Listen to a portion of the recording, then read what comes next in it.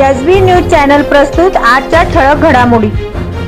सोलापूरसाठी उजनीतून पाणी 10 दिवसात बंधाऱ्यात 5 टीएमसी आवर्तन। 8,500 घरकुलांना मंजुरी। मोदी आवासमध्ये सोलापूर अव्वल, आता प्रतीक्षा निधीची। सिद्धेश्वर यात्रा तयारीला वेग, पाहणी दौरा, होम मैदानाची स्वच्छता, जनावर बाजार परिसरातही कामे। सांगोला येथे लग्न कार्य आटपून निघालेल्या आईचा ट्रकच्या धडकेत मृत्यू, मुलगी जखमी।